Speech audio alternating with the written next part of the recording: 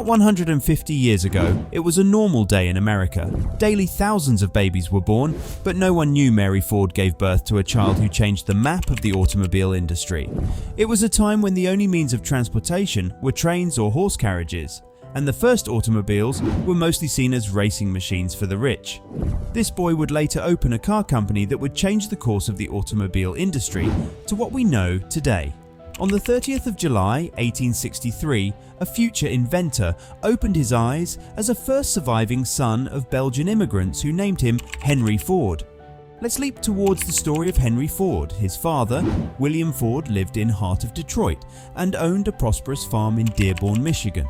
He was the eldest of 6 children in a family of 4 boys and 2 girls. Henry grew up on a small farm surrounded by vast fields and endless skies. While his hands were deep into the soil, his dreams soared far beyond the horizon. Instead of playing with toys, Henry found joy in playing with tools and machines. Every clock in the Ford house shudders when it sees Henry coming, a friend once quipped. Ford finished 8th grade at a one-room school. He never attended high school and later took a bookkeeping course at a commercial school. He showed his interest in mechanics in childhood. When he was 12, his father gave him a pocket watch. He opened the whole watch to learn how it was working and experimented on it before fixing it into its place. Ford was devastated when his mother died in 1876. He felt dead inside. He was very close to his mother, like a soul with a body. Beautiful memories with his mum on farm spooked him like a ghost. He hated farming and wanted to escape from this place. He later wrote, "I never had any particular love for the farm. It was the mother on the farm I loved." At 15, in 1877, Ford dismantled and reassembled the timepieces of friends and neighbors dozens of times, gaining the reputation of a watch repairman. His father expected him to take over the family farm eventually, but he despised farm work. After the 1878 harvest, Ford abruptly left the farm, walking off without permission to Detroit, where he stayed with his father's sister Rebecca. He took a job at the streetcar manufacturer but was fired after 6 days and had to return home. Eventually, after the struggle of 1 year, in 1879, Henry got a job of apprenticeship at the James Flower & Brothers machine shop in Detroit, where he lasted 9 months. He left that job for a position to avail the better opportunity at the Detroit Dry Dock Company, which was a pioneer in iron ships and Bessemer steel. Henry was in a stress because neither job paid him enough to cover his rent, so he took a night job with a jeweler, cleaning and repairing watches that gave him an extra edge to master his passion. Henry had a keen eye and observed minor techniques that helped to surprise the world with efficient technology. Henry Ford returned to the farm in 1882, where he operated a small portable steam threshing machine, the Westinghouse agricultural engine, for a neighbor and first charged $3 for repairing it. He was very good at it, and he learnt many things while working this engine that enhanced his skills for the coming future. Over the summers of 1883 and 1884, he was hired by the company to operate and repair engines made and sold in Michigan and northern Ohio. The next year was the happiest year of Henry's life as he found his soulmate. In December 1885, Ford met Clara Jane Bryant, 1866 to 1950, at a New Year's Eve party. Ford married Clara on April 11, 1888, and it was a beautiful moment for both. The couple would have one son, Edsel Bryant Ford, 1893 to 1943. Life experiments is the best source of learning, and Ford proved it when repaired an Otto engine for the first time in 1885. That was a large stationary single-cylinder internal combustion 4-stroke engine designed by the German Nicholas Otto. Later on, with some improvements, in 1887 he built a 4-cycle model with a 1-inch bore and a 3-inch stroke. Ford continued to work the farm. His father gave him an acre of land as a wedding gift, but his heart was in tinkering. He had a business in mind. Over the winters of 1888 through 1890, Henry Ford enrolled in Goldsmith, Bryant and Amp Stratton Business University in Detroit, where he likely took penmanship, bookkeeping, mechanical drawing and general business practices. With grooming his skills, Ford started work on a 2-cylinder engine in 1890 to be productive in spare time. By the early 1890s, Ford was convinced that he could construct a horseless carriage. He didn't know enough about electricity, however, so in 1891 he returned with Clara to Detroit, where he took a job with the Edison Illuminating Company. After his first and only son Edsel was born on November 6, 1893, Ford was promoted to chief engineer after 2 years at the main Detroit Edison Company plant, with the responsibility of maintaining electric service in the city 24 hours a day. Because he was on call at all times, he had no regular hours and could experiment to his heart's content. He had determined several years before to build a gasoline-powered vehicle, and his first working gasoline engine was completed at the end of 1893. Between 1895 and 1896, Ford drove that machine about 1,000 miles.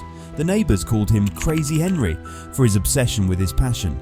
This Crazy Henry astonished the folks in 1896 when he completed what he called the quadricycle. It consisted of a light metal frame fitted with 4 bicycle wheels and powered by a 2-cylinder, 4-horsepower gasoline engine. This quadricycle opened exceptional paths of success that Henry enjoyed throughout his career. Ford attended a meeting of Edison executives where he was introduced to Thomas Edison. Edison approved of Ford's automobile experimentation. Encouraged by Edison, Ford designed and built a second vehicle, completing it in 1898, which was Delivery Wagon, before he sold quadricycle to finance work on an improved model. This modification was backed up by the capital of Detroit lumber baron William H. Murphy.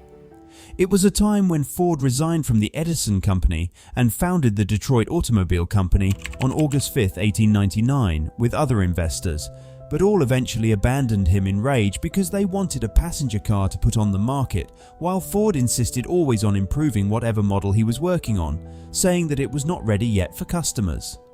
During this conflict, eventually on January 12, 1900, Detroit Automobile Company released the Delivery Wagon as its first commercial automobile, designed by Henry Ford in 1898. These automobiles produced were of a lower quality and higher price than Ford wanted. Ultimately, the company was not successful and was dissolved 18 months later, in January 1901, due to bankruptcy. Failure is a part of life, but successful are those who learn from their mistakes. Ford realized his mistakes, but he had determined to fix them. With the help of another investor, C. Harold Wills, Ford designed, built and successfully raced a 26-horsepower automobile in October 1901. In the early days of the automobile, almost every car maker raced his cars. It was the best way of gaining public notice. Henry Ford decided to build a racing car. Ford's most famous race was his first. It also was the last race in which he drove his sweepstakes car himself.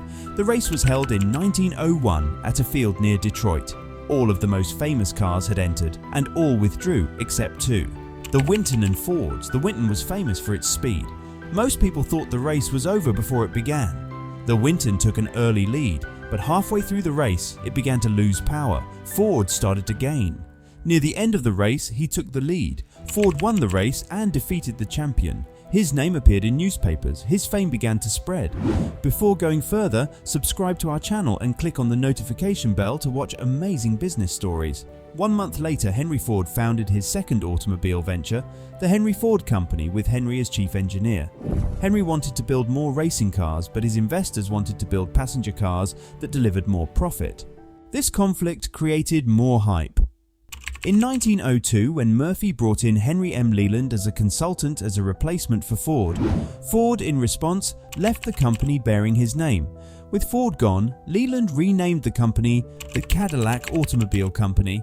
He talked in his autobiography, "I resigned, determined never again to put myself under orders." He had no trouble finding new investors because he was known everywhere for his exceptional racing cars. In the following years, Ford teamed up with former racing cyclist Tom Cooper and produced 80-plus horsepower race cars, of which the most famous was 999. These cars were driven by a famous cyclist, Barney Oldfield, and won the race in October 1902. Henry continued to build racing cars, and they helped make the name Henry Ford more famous. The years between 1893 and 1900 laid the groundwork for Henry Ford's future success in the automotive industry. Ford Motor Company and the Model T passions has no boundaries that everyone saw in Henry Ford's story. Ford again received the backing of an old acquaintance, Alexander Y. Malcolmson, a Detroit area coal dealer. They formed a company with a partnership named Ford and Amp Malcolmson Limited to manufacture automobiles. Ford went to work designing an inexpensive automobile. Then his company name changed to Ford's Motor Company on June 16, 1903, proclaiming, "I will build a car for the great multitude." The first car built by the company was sold on July 15, 1903. With 3 years of day and night hard work, the Ford Motor Company was producing 25 cars each day in 1905. Henry owned 25.5% of the stock in this organization. He became president and controlling owner in 1906 and earned a badge of wealthiest inventors of America. The company employed 300 men. The company produced several kinds of cars. First there was the Model A, then there were the Model B, Model C and Model F. They were just slightly different from the Model A, one of Ford's most famous cars. Ford's Model K car was for wealthy buyers. One of the company's investors was sure the future of the automobile industry was in this costly car. Henry Ford did not agree. He was sure the future of the automobile industry was in a low-priced car for the general public. He said then and many times after, "I want to make a car that anybody can buy." In October 1908, he did so, as the first Model T rolled off the assembly line as he gained this concept when he saw assemblies meet in a slaughterhouse. Ford numbered his models by the letters of the alphabet, although not all of them made it to production. The car was very simple to drive and easy and cheap to repair. First priced at $950, the Model T eventually dipped as low as $280 during its 19 years of production. Nearly 15 million were sold in the United States alone, a record that would stand for the next 45 years. The Model T heralded the beginning of the motor age. Ford's innovation was a car that evolved from a luxury item for the wealthy to an essential form of transportation for the ordinary man, which that ordinary man could afford and maintain by himself.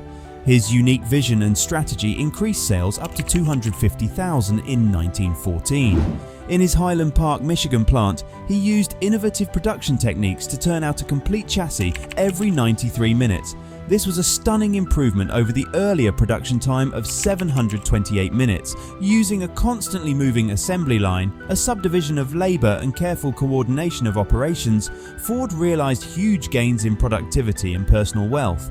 As a pioneer, he took some major steps in the industrial field, just as paying his employees $5 a day, nearly doubling the wages offered by other manufacturers.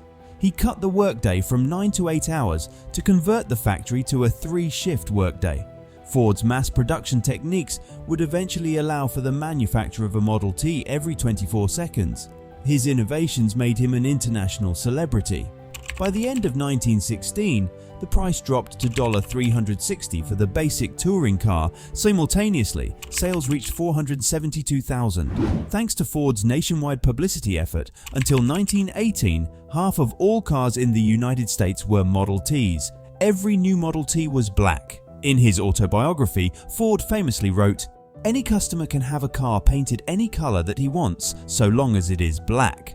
Henry Ford turned the presidency of Ford Motor Company over to his son Edsel Ford in December 1918. Henry retained final decision authority and sometimes reversed the decisions of his son. As the 1920s unfolded, the popularity of the Model T began to wane. Consumers were seeking more variety and features in their cars. By the end of 1926, faltering sales of the Model T finally convinced Ford that a new model was needed. Even as production of the Ford Model T ended on May 27, 1927, Ford was working on its replacement, the Model A. With more efficient modifications, the first successful Ford Model A was introduced in December 1927. By the time production ended in 1931, more than 4 million Model A's had rolled off the assembly line. It was at this point Ford decided to follow the marketing lead of his main competitor, General Motors, in presenting annual model enhancements as a means of boosting sales. During the 1930s, the Ford-owned Universal Credit Corporation became a major car financing operation. As the company's design changed for 1932, Ford set the auto industry on its ear with the revolutionary flathead Ford F8, the first low-price 8-cylinder engine. Variants of the flathead Phi 8 would be used in Ford vehicles for 20 years, with its power and dependability leaving it an iconic engine among hot rod builders and car collectors.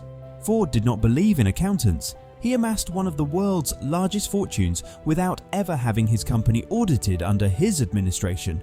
Without an accounting department, Ford had no way of knowing exactly how much money was being taken in and spent each month, and the company's bills and invoices were reportedly guessed at by weighing them on a scale. Not until 1956 would Ford be a publicly traded company. In the following decades, Henry Ford continued to be a prominent figure in American business and industry. His influence extended beyond automobiles, as he invested in various projects, including the establishment of Fordlandia, a rubber plantation in Brazil. Also, at Edsel's insistence, Ford launched Mercury in 1939 as a mid-range make to challenge Dodge and Buick, although Henry also displayed relatively little enthusiasm for it. On the other hand, Ford's political views earned him widespread criticism over the years, beginning with his campaign against US involvement in World War I. He made a failed bid for a US Senate seat in 1918, narrowly losing in a campaign marked by personal attacks from his opponent. In the Dearborn Independent, a local newspaper he bought in 1918, Ford published several anti-Semitic writings that were collected and published as a 4-volume set called The International Jew. Though he later renounced the writings and sold the paper, he expressed admiration for Adolf Hitler and Germany, and in 1938 accepted the Grand Cross of the German Eagle, the Nazi regime's highest medal for a foreigner. Edsel Ford died in 1943, and Henry Ford returned to the presidency of Ford Motor Company briefly before handing it over to his grandson Henry Ford II in 1945. He died 2 years later in 1947 at his Dearborn home at the age of 83. Ford's impact on the world persists, and the Ford Motor Company remains a symbol of American innovation and entrepreneurship. The assembly line techniques he pioneered are still fundamental to modern manufacturing, and his contributions continue to shape the way we live and work in the 21st century.